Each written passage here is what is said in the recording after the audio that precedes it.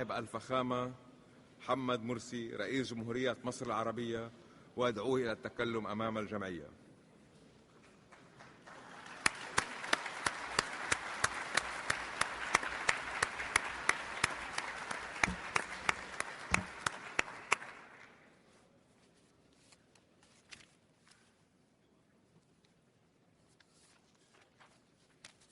بسم الله الرحمن الرحيم.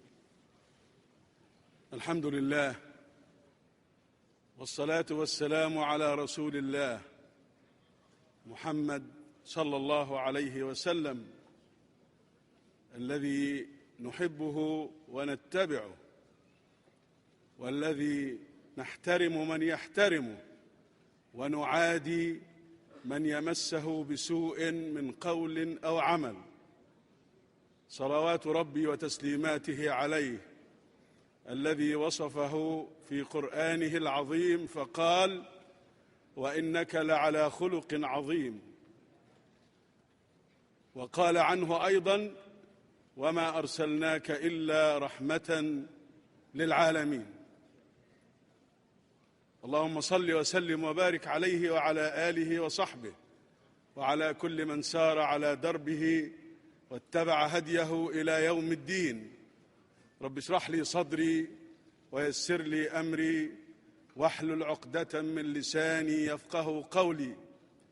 يا أيها الناس إنا خلقناكم من ذكر وأنثى وجعلناكم شعوبا وقبائل لتعارفوا إن أكرمكم عند الله أتقاكم إن الله عليم خبير.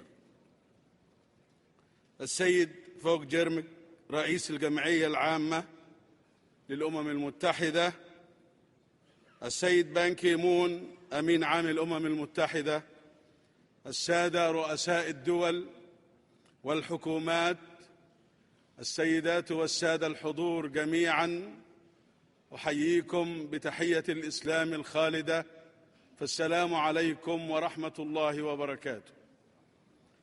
يسعدني أن أهنئكم يا سيادة رئيس الجمعية العامة، أهنئكم وبلدكم الصديق على توليكم رئاسة الجمعية العامة للأمم المتحدة في دورتها الحالية، وأتمنى لكم التوفيق في مهامكم.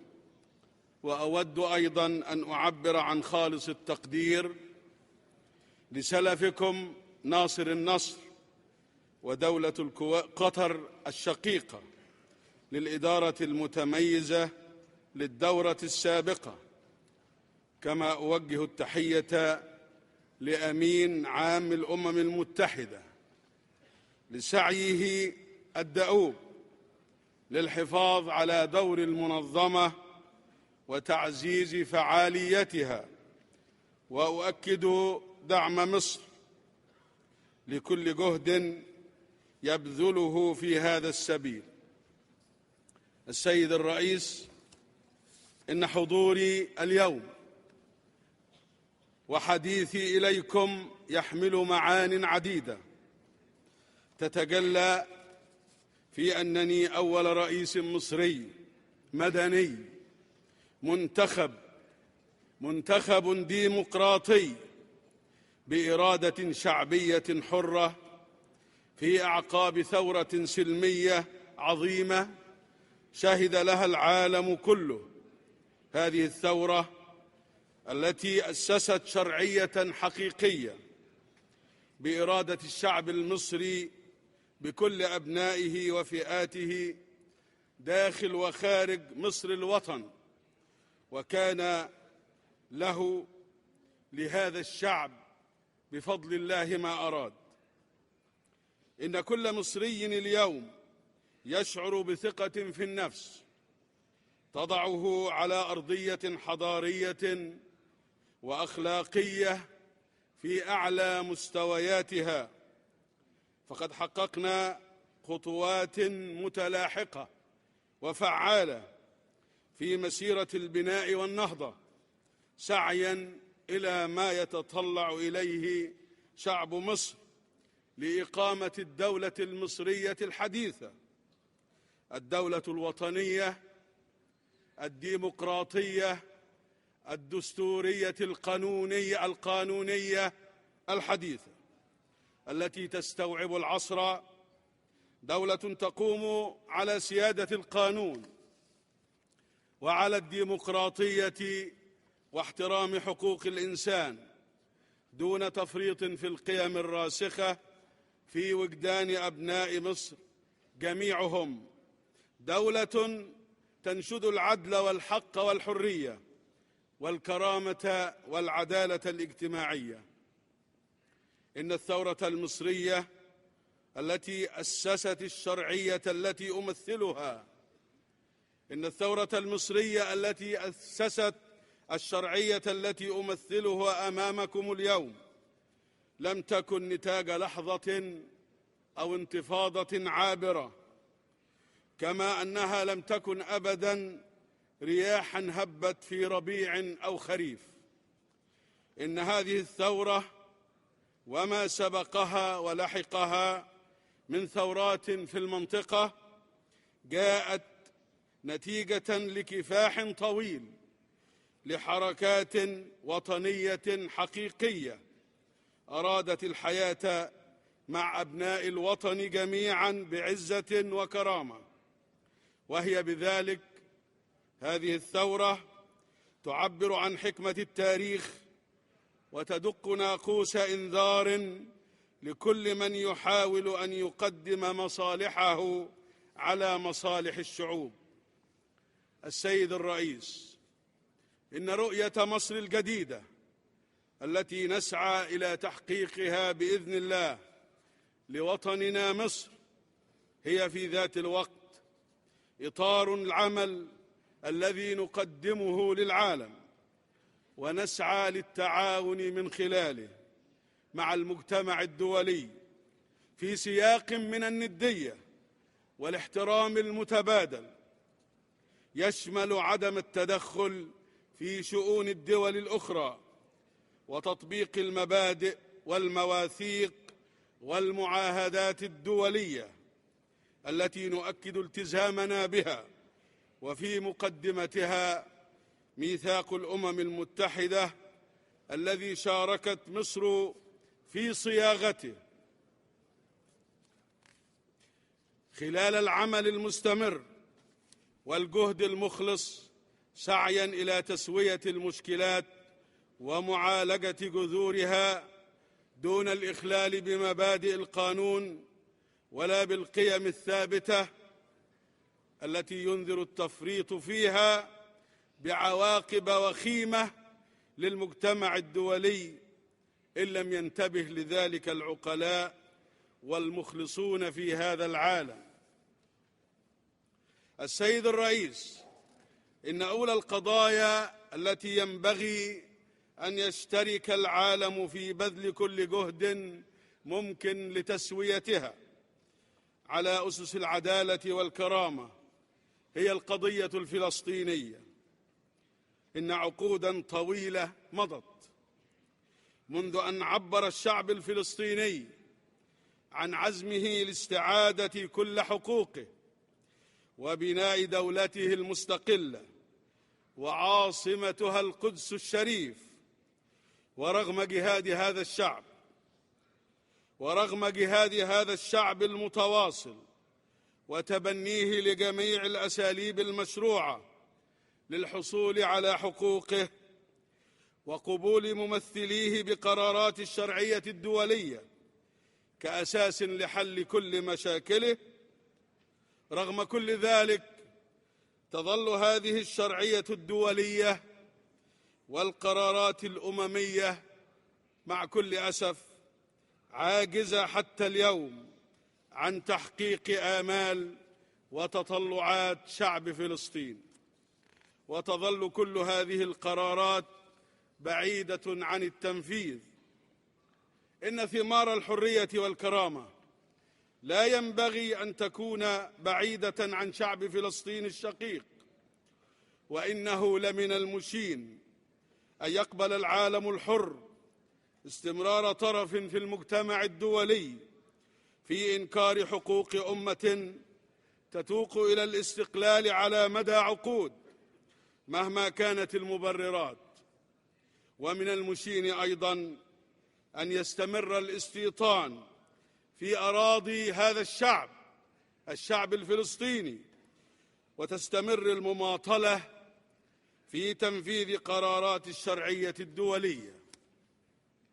إنني ومن منطلق الدفاع عن الحق والحرية والكرامة الإنسانية، ومن منطلق واجبي نحو الأشقاء في فلسطين، أضع المجتمع الدولي أمام مسؤولياته التي تحتم تحقيق السلام العادل والشامل، وإنهاء جميع مظاهر احتلال الأراضي العربية، وتطبيق القرارات الدولية ذات الصلة. وأدعو إلى ضرورة التحرك وبشكل جاد ومن الآن لوضع حد للاحتلال وللاستيطان ولتغيير معالم القدس المحتلة. أدعو إلى سلام يؤسس دولة فلسطينية مستقلة ذات سيادة ويحقق أمناً واستقراراً طال انتظاره لجميع شعوب المنطقة. ومن ذات المنطلق أؤكد دعم مصر لأي تحرك فلسطيني في الأمم المتحدة، وأدعوكم جميعاً كما أيدتم ثورات الشعوب العربية، أدعوكم إلى دعم أبناء فلسطين للحصول على الحقوق الكاملة المشروعة لشعب يناضل ويجاهد لنيل حريته وبناء دولته المستقلة. بناء دولته المستقلة الفلسطينية غير القابلة للتصرف، عازمون على مواصلة العمل إلى جانب الشعب الفلسطيني لينال كل حقوقه بإرادته الحرة لكل أبنائه وفصائله. السيد الرئيس، لا بد ونحن نتكلم في هذا المحفل الدولي أن نتناول القضية التي باتت تؤرق العالم كله، ألا وهي نزيف الدم المأساة الإنسانية في سوريا. إن نزيف الدم الذي ينبغي أن يتوقف فوراً هو شاغلنا الأول. إن الدماء التي تسيل على أرض سوريا الحبيبة أثمن من أن تهدر هكذا ليل نهار. إن الشعب السوري الشقيق العزيز على قلب كل مصري ومصرية يستحق أن يتطلع لمستقبل تتحقق له فيه الحرية والكرامة. وقد كان هذا جوهر التحرك الذي بادرت باقتراحه في مكة المكرمة خلال شهر رمضان الماضي، وأكدت عليه في مناسبات لاحقة. درءا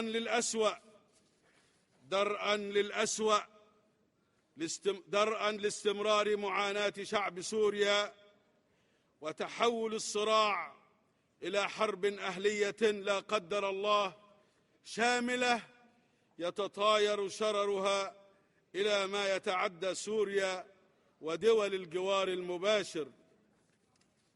لقد شرعت مصر بالفعل مع الدول الثلاث الأخرى المعنية بمبادرة في عقد لقاءات أظهرت وجود العديد من القواسم المشتركة، وسوف نستمر في العمل لوضع حد لمعاناة شعب سوريا وإتاحة الفرصة لكي يختار بإرادته الحرة بعد أن ينتهي هذا النظام.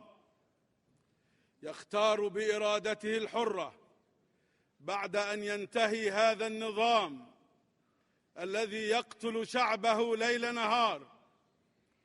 سيختار الشعب السوري بإرادته الحرة نظاما للحكم يعبر عنه ويضع بلاده في مكانها بمصاف الدول الديمقراطية لتستأنف إسهامها في مسيرة العمل العربي المشترك ودورها الإقليمي والدولي على أسس شرعية قوية. وأود أن أؤكد هنا أن هذه المبادرة ليست مغلقة على أطرافها، بل هي مفتوحة أمام كل من يريد أن يساهم إيجابياً في حل الأزمة في سوريا. هذه الأزمة كلنا مسؤولون عنها، هذه المعاناة لا بد وأن نتحرك جميعاً في كل العالم لوقف هذه المأساة. إنها مأساة هذا العصر وواجبنا أن نوقف المأساة. إن مصر ملتزمة بمواصلة ما بدأته من جهد صادق لإنهاء هذه المأساة الدائرة على أرض سوريا في إطار عربي وإقليمي ودولي، إطار يحافظ على وحدة تراب هذا البلد الشقيق ويضم جميع أطياف الشعب السوري دون تفرقة على أساس عرقي أو ديني أو طائفي، ويجنب سوريا خطر التدخل العسكري الأجنبي الذي نعارضه طبعا، كما أننا ملتزمون بدعم مهمة السيد الأخضر الإبراهيمي المبعوث المشترك للأمم المتحدة وجامعة الدول العربية، وباستكمال الجهد الجاري لتوحيد صفوف المعارضة السورية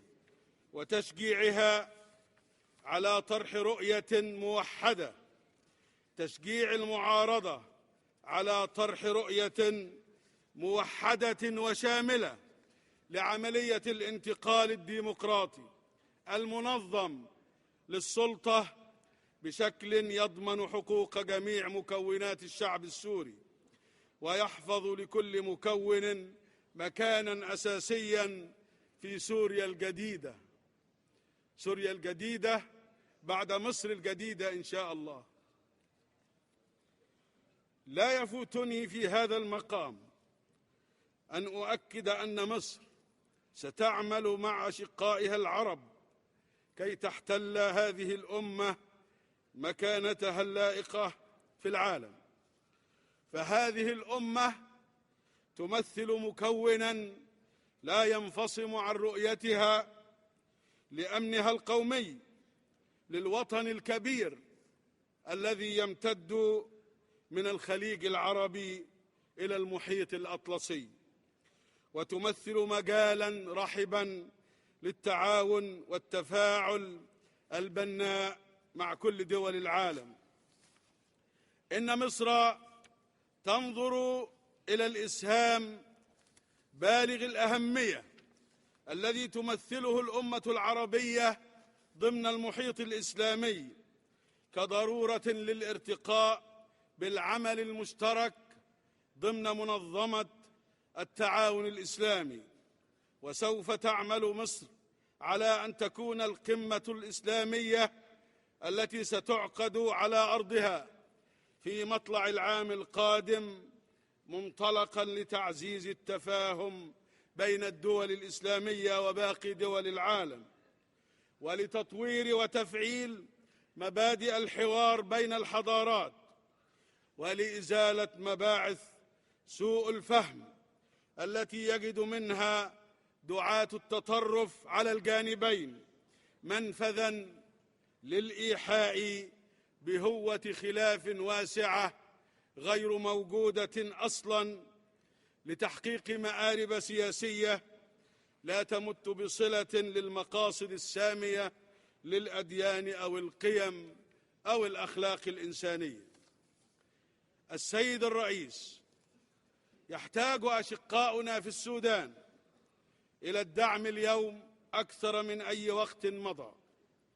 هذا البلد الذي يسعى لتحقيق الاستقرار والتنمية ويعمل على بناء علاقات صحية نموذجية مع جنوب السودان، هذه الدولة الوليدة التي أقدر أنها مؤهلة إلى جانب السودان الشقيق لأن تكون مركزاً للتعاون بين العالم العربي وامتداده الإفريقي.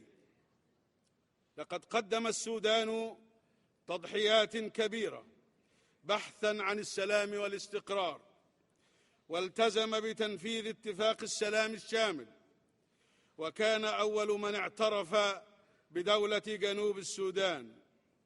إلا أنني أقول وبصراحة أن هذا البلد لم يتلقى الدعم الذي يستحق، وأن الوقت قد حان لكي تتضافر الجهود الدولية لمؤازرته والعمل على تقريب وجهات النظر بينه وبين دولة جنوب السودان لحل القضايا العالقة بينهما. السيد الرئيس، إن عبور شعب الصومال الشقيق للمرحلة الانتقالية الصعبة بانتخاب السيد حسن شيخ محمود رئيساً للجمهورية له علامة إيجابية نحو التوحد والاستقرار، وإنني أدعو الأمم المتحدة إلى مواصلة دعم جهود الحكومة الصومالية في مواجهة من يعمل لإفشال الجهود المبذولة لتحقيق الاستقرار وإعادة بناء مؤسسات الدولة وتحقيق تطلعات الشعب الصومالي لغد أفضل. السيد الرئيس، تتصل مبادئ العدل والحق أيضاً بتحقيق الأمن والاستقرار في العالم، وفي قلبه منطقة الشرق الأوسط. فعلى مدى سنوات طوال سعى البعض إلى إقامة الاستقرار على أسس واهية من القمع والطغيان، وزين البعض للأسف لهؤلاء سوء أعمالهم.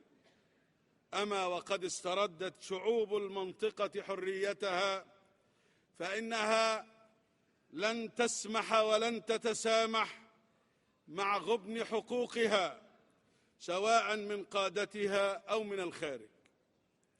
إن إرادة الشعوب في منطقتنا لم تعد تتقبل استمرار أي دولة خارج معاهدة منع الانتشار النووي، ولا عدم تطبيق نظام الضمانات على منشآتها النووية، خصوصاً لو اقترن هذا بسياسات غير مسؤولة وتهديدات تلقى جزافاً.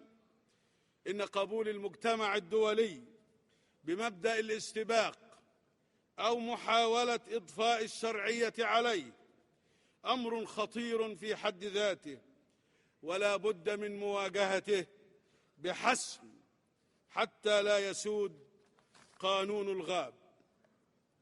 ووعياً من مصر بالتهديد الذي يمثله الوضع القائم لاستقرار هذه المنطقة الهامة بما تحويه من مصادر طبيعية وممرات تجارية، فإننا نؤكد ضرورة تعبئة الجهود الدولية لعقد المؤتمر الخاص بإخلاء منطقة الشرق الأوسط من الأسلحة النووية وكافة أسلحة الدمار الشامل في موعده قبل نهاية العام الجاري 2012، وبمشاركة كل الأطراف المعنية دون استثناء.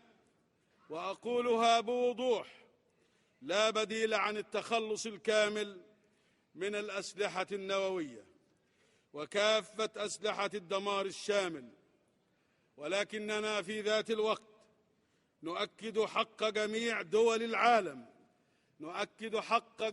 دول العالم ودول المنطقة، ومنها مصر بالطبع، في الاستخدام السلمي للطاقة النووية ضمن إطار معاهدة منع الانتشار النووي للأسلحة، وضرورة التزام كل هذه الدول بتعهداتها وتوفير الضمانات اللازمة لدول الإقليم لإزالة أي شكوك حول برامجها السلمية.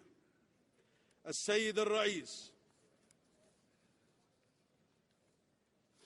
تمتد مفاهيم العدالة والحق والكرامة من منظورنا لتشمل الأطر التي تحكم العلاقات الدولية، ومما لا شك فيه أن أبسط مراجعة لمسيرة هذه العلاقات الدولية ستظهر مقدار الظلم الواقع على قارة إفريقيا. وأعتقد أنني لست بحاجة إلى تعداد التعهدات السابقة التي شهدتها هذه القاعة للارتقاء بمعدلات التنمية والنمو في إفريقيا من خلال المساعدات والاستثمار. إن على العالم مسؤولية دعم جهود إفريقيا بما يتعدى الوعود والأمنيات، وأن يقدم العون اللازم لها لاسترداد ثرواتها المنهوبة خلال حقب متعاقبة، وآخرها عندما تصور البعض أن دعم أنظمة جائرة سيساعد في تحقيق استقرار زائف يضمن مصالحه، فيما كانت هذه الأنظمة تبذر الفساد وتهرب الثروات إلى خارج الأوطان. إنني أدرك أن تحقيق الأهداف المبتغاة لا يتم إلا من خلال مشاركة أبناء القارة أنفسهم وتحملهم لمسؤولياتهم، وهو أمر لا شك أننا جميعا كأفارقة مستعدون له سعيا إلى مستقبل أفضل.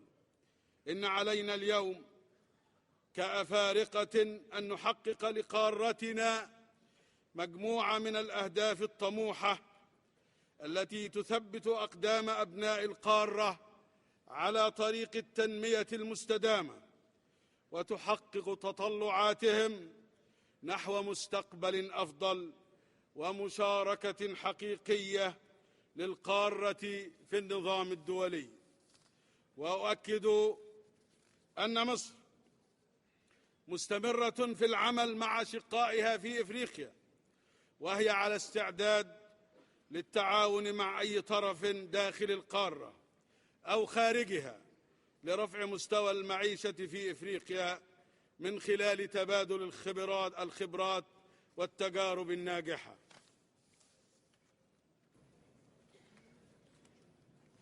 إننا ننظر إلى الوضع الحالي للنظام الدولي ونؤكد ضرورة العمل بشكل جاد لإصلاحه تأسيساً على نفس المبادئ لتجديد شرعيته والمحافظة على مصداقيته. هذا مطلب مشروع لشعوب وأمم تعبر عن نفسها وتسعى للمشاركة في صياغة عالم جديد وغد أفضل لأبنائها. إن تفعيل دور الجمعية العامة باعتبارها المحفل الديمقراطي الذي يعبر عن جميع الدول الأعضاء، وإصلاح مجلس الأمن الذي ما زال يمثل صيغة تم التوصل إليها في حقبة مغايرة لواقع عالمنا المعاصر. يجب أن يكون الجمعية العامة ومجلس الأمن على قمة الأولويات، إصلاحهما يجب أن يكون على قمة الأولويات التي ينبغي أن نعالجها بالجدية اللازمة. ولا يفوتني في هذا المقام تأكيد ضرورة إيلاء الأمم المتحدة اهتماماً خاصاً لدعم قضايا المرأة والشباب وقد اقترحت خلال قمة حركة عدم الانحياز في طهران دراسة مبادرة جديدة لإنشاء جهاز تابع للأمم المتحدة يخصص لموضوعات الشباب ويهتم بقضايا التعليم والتدريب والتشغيل وتعزيز مشاركتهم في الحياة السياسية لتعزيز قدرة الأجيال القادمة على تحقيق طموحاتها. السيد الرئيس، تؤكد مصر أن النظام الدولي لن يستقيم طالما بقيت ازدواجية في المعايير، ونتوقع من الآخرين مثل ما يتوقعون منا احترام خصوصياتنا الثقافية ومرجعيتنا الدينية، وعدم السعي إلى فرض مفاهيم أو ثقافات لا نتفق معها أو تسييس قضايا بعينها وتوظيفها للتدخل في شؤون الغير. إنما يتعرض له المسلمون والمهاجرون منهم في بعض البلدان في مناطق العالم من تمييز وانتهاك لحقوقهم الأساسية وحملات ضاربة للنيل من مقدساتهم، أمر غير مقبول. هذا أمر غير مقبول ما وقع من تصرفات من بعض الأفراد ومن إساءة لرسول الإسلام محمد صلى الله عليه وسلم نرفضه ولا نقبله ونعادي من يفعله، ولا نسمح لأحد أبداً أن يقول بذلك بقول أو فعل. إن ذلك يتعارض مع أبسط مبادئ ميثاق المنظمة التي نجتمع في ظلها اليوم، حتى أضحى الآن مع كل أسف ظاهرة لها عنوان: كراهية الإسلام، إسلاموفوبيا. إن علينا جميعاً أن نتكاتف في التصدي لتلك الأفكار الرجعية التي تقف حائلاً أمام تشييد أواصر التعاون بيننا. إن علينا التحرك سوياً في مواجهة التطرف والتمييز، في مواجهة الحض على كراهية الغير على أساس الدين أو العرق. إن على الجمعية العامة وكذلك على مجلس الأمن مسؤولية رئيسية في التصدي لهذه الظاهرة التي أصبحت لها تداعيات تؤثر بوضوح على السلم والأمن الدوليين. إن الأعمال التي أشرت إليها، الأعمال المسيئة التي نشرت مؤخراً في حملة منظمة للمساس بمقدسات المسلمين، أمر مرفوض، ويجب علينا ونحن مجتمعون في هذا المحفل الدولي أن نتدارس كيف نستطيع جميعاً أن نحمي العالم من زعزعة أمنه واستقراره. إن مصر تحترم حرية التعبير، حرية التعبير التي لا تستغل في التحريض على الكراهية ضد أحد، وليس حرية التعبير التي تسعى إلى استهداف دين أو ثقافة بعينها. حرية التعبير التي تتصدى للتطرف والعنف، وليس حرية التعبير التي ترسخ الجهل والاستخفاف بالغير. لكننا في نفس الوقت كما أعلنا وأكدنا نقف بحزم ضد اللجوء إلى استخدام العنف في التعبير عن رفض تلك السفاهات. السيد الرئيس، قبل أن أنهي كلمتي أشير إلى أن تفاقم الأزمات المالية والاقتصادية مؤخراً يجب أن يدفعنا إلى مراجعة أسلوب اتخاذ القرارات الاقتصادية الدولية التي تؤثر على مصائر شعوب لا تشترك في إعدادها، لكنها ومع كل أسف أول من يتحمل تبعاتها السلبية على النمو فيها وعلى التجارة وعلى البيئة وعلى أوضاعها الاجتماعية، نتيجة تطبيق ممارسات مجحفة في التجارة الدولية وفرض شروط باهظة لنقل التكنولوجيا وللحصول على التمويل اللازم للتنمية. هناك حاجة ملحة لحوكمة اقتصادية دولية جديدة. هناك حاجة ملحة لحوكمة اقتصادية دولية جديدة محورها الشعوب وأساسها توثيق التعاون بين شركاء التنمية على أساس تكامل المصالح والمنفعة المتبادلة.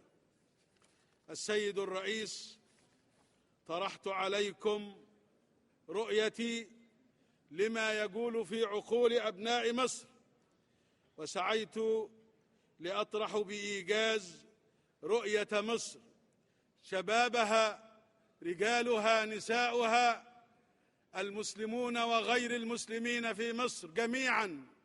هذه رؤيتهم لأهم قضايا الشرق الأوسط وأفريقيا والعالم، وإنني لعلى ثقة في قدرة الأمم المتحدة على القيام بدورها في التعامل الفعال مع مختلف القضايا والتحديات الإقليمية والعالمية من خلال الحوار والتفاهم والتعاون وفق مبادئ القانون الدولي.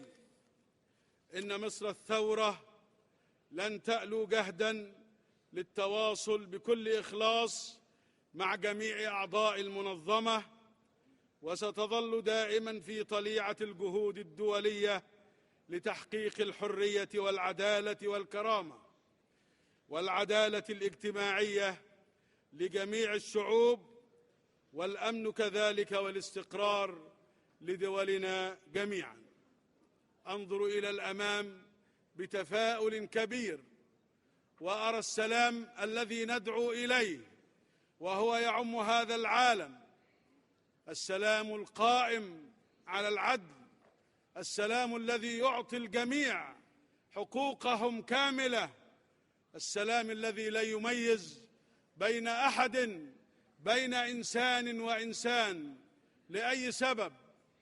ولن يكون هذا السلام إلا إذا تعاوننا جميعاً، إلا إذا أدركنا جميعاً أننا متساوون وأننا نشترك في الكثير من الآمال والطموحات.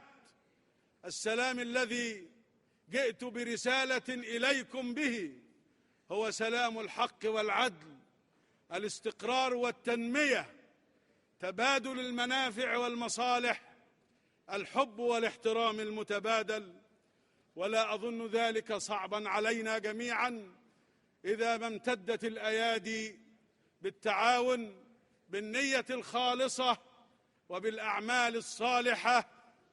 والله يسمع ويرى، وكلنا أمل، وكل أمل في مستقبل أفضل لهذا العالم الذي أرجو له كل الخير. أشكركم جميعا، والسلام عليكم ورحمة الله وبركاته.